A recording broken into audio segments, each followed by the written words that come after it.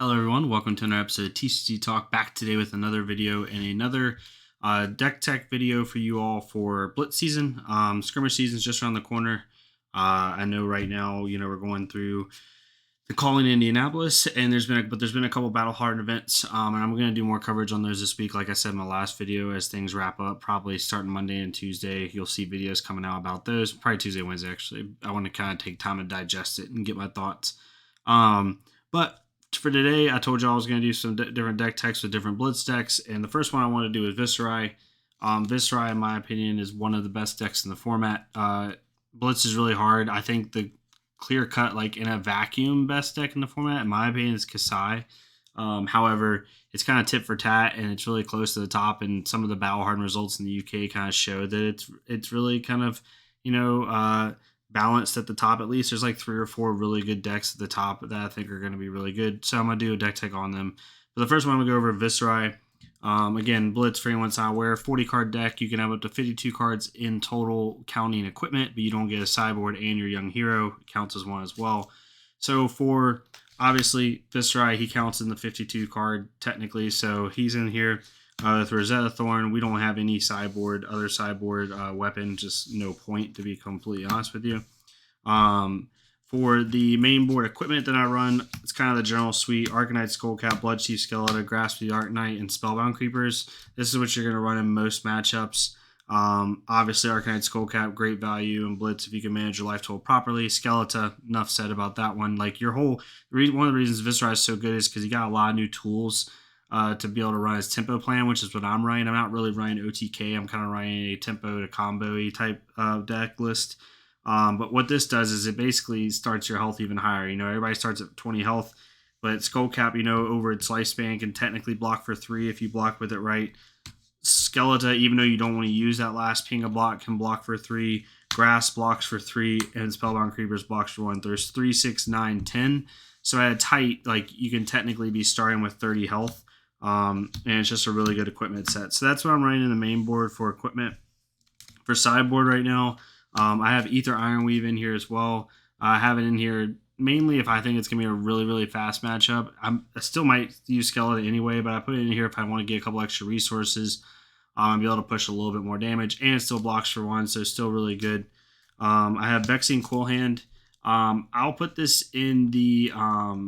Usually I'll put this in the Chain matchup or even the Briar matchup, possibly. It depends, really. Really the Chain matchup, and then obviously the Cam matchup for Arcane Barrier.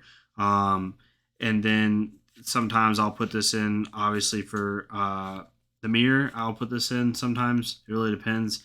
Either for the Mirror, I put in Vexing Cool Hand, or I'll put in Crown Dichotomy.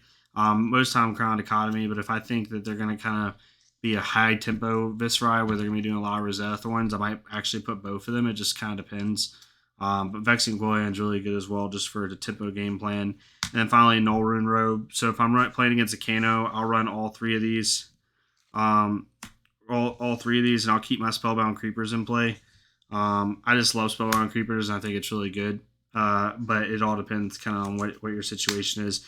I'll have the deck list linked below, and I'm going to build a sideboard deck or plan out for it this week, so keep on the lookout for that, in the detail list of the deck list. But typically my sideboard equipment, is these 4. I still have 1 slot technically available. I'm not sure what I'm going to put in there, to be honest with you. Nothing too crazy right now that I see putting in, but this is really what I'm running for equipment. So that's that for equipment. Again, I'll get more detailed on exact sideboarding and stuff like that. Honestly, the most important piece of equipment for me in this matchup is Spellbound Creepers. It allows me to kind of change my play lines up and be a little bit different with how I'm doing things. And, without that, it doesn't limit the deck by any means, but it closes off a lot of play lines. And then also we have the 2 foil Rune Chance because we like to flex. It's just how it is, But anyway, so for the deck, I'm running 22 non-attack actions and 18 attack actions. I like to have a couple more non-attacks and attacks because your non-attacks fuel your attacks a lot in this deck. And if I want to go a little more combo-y, having the extra non-attacks is really useful. The core game plan of this deck is to do a tempo combo and to be able to pivot into both, where some games I'll just be, non-attack, attack, Rosetta, or whatever it is, right? And then some games, like I'll use a little bit more non-attacks depending on what I draw in order to do kind of a combo setup turn. So for attack actions, I'm running 2 Consuming Volitions. I was running Spellblade Strike, but I kind of switched it out for Consuming Volition. I'll see, kind of go back and forth, see what's best for me on that. But right now, I'm really liking Consuming Volition. And Blitz right now, because so many decks hit hard, people really want to keep their cards in hand. Consuming Volition forces blocks, or if anything against Warrior, it forces their armor to come out because they don't want to lose a card. So it's really good for that. Swarming Gloomville, enough said about this card. It's amazing. Most every time I've probably made 2 auras by the time I play it. So, excuse me here.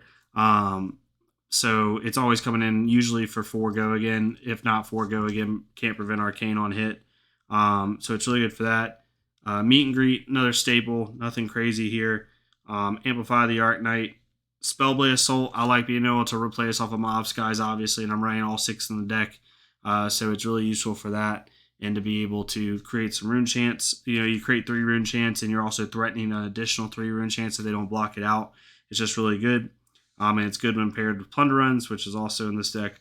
We're running Rune Flash, so that's all the reds we're running. Pretty standard, nothing crazy. The only one that might be a little different in the main board for Blitz is Consuming Volition, but again, this format's so fast and people want to keep their cards so much that forces blocks out of people. It's really good. For blues at attack actions, I have Spellblade Assault Blue, Dread Triptych, and Shrill of Skullform. I like Shrill of Skullform because most of the time it's a blue. It's a 2 for a 5 in worst case scenario. I've really debated putting in Drowning Dire just so I could play it, but it's not as good. It's more of a chain card, in my opinion, because you can put it with Minimalism. But it's a really good card altogether. This hits for 5. But yeah, so I'm running 18 cards for attack actions in here. And then for non-attacks, again, like I said, I'm running 22. The first one I'm running is I'm running 1 Red Revel. I tried 2, but you rarely get 2 off in a game, to be honest with you, at least in my opinion. The card's stupid good. I just don't want to get bricked in Blitz. And so right now I'm running 1. I may go back up to 2, but I went from 2 to 1. It's just, I know the card's great. It's just consistency of playing it.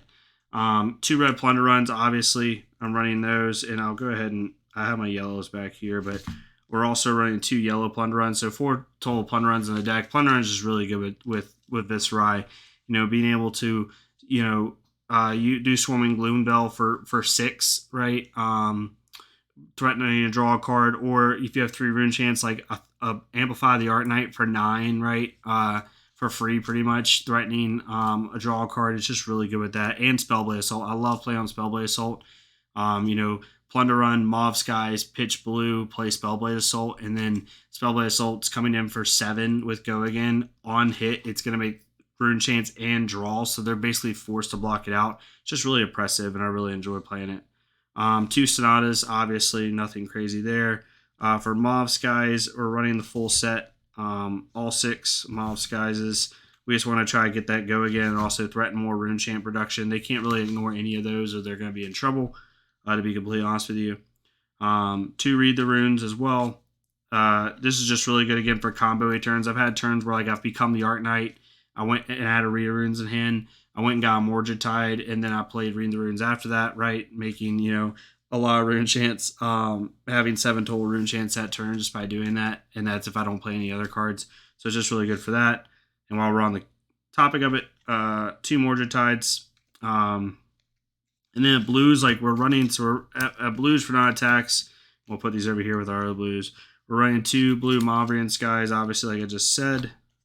Just one second, y'all. 2 blue Mavrian Skies. We're running 2 blue Oath the Arc Knights and 2 Become the Arc Knights. So 12 total blues. And then we're running 1 yellow Oath to go with our red Revel, kind of like balancing it out at 40. So we're running 12 blues and technically 5 yellows. So I've had a couple people ask me, is 12 blues enough? Do you want 14 to make sure you can pay for everything? Because of rune chant cost reduction with Amplify, with Rune Flash, because Swarming's a 0, and then everything else other than Spellblade Assault's only 1 cost as an attack, I don't really need to, and a lot of my non-attacks are 0 cost anyway, except for Oath the Arc Knights.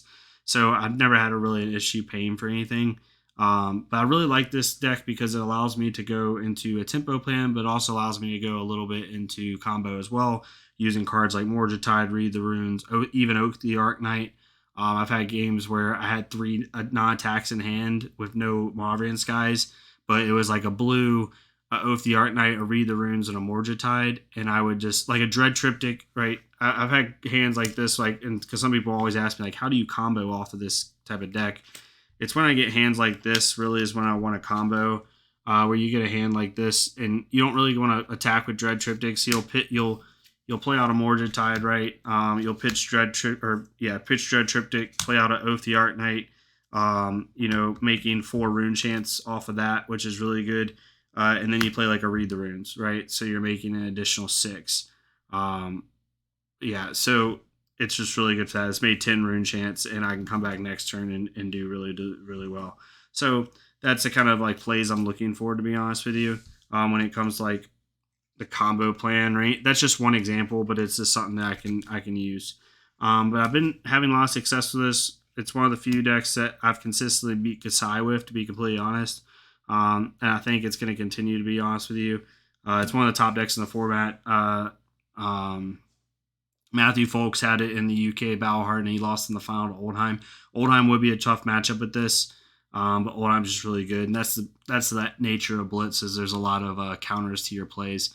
But overall, really excited about the list. Doing really well with it. If I make any changes, they'll be reflected in the deck list. Because I'll be continuously updating that deck list, but I don't see myself making a ton of changes. If I do, it'll be like one card here and there, but nothing too crazy, to be honest with you. I just don't see a whole lot of changes being made to this deck. If I made any changes, it's going to be with the Revels, maybe swapping out the Yellow Oath for another Revel or something like that. But everything else is pretty much set in stone. But hopefully this made sense. Hopefully the deck looks good to y'all. I'll try to put some gameplays of it, see how it goes. And yeah, thank y'all so much for tuning in to TCG Talk, and I'll talk to y'all next time. Thank y'all so much.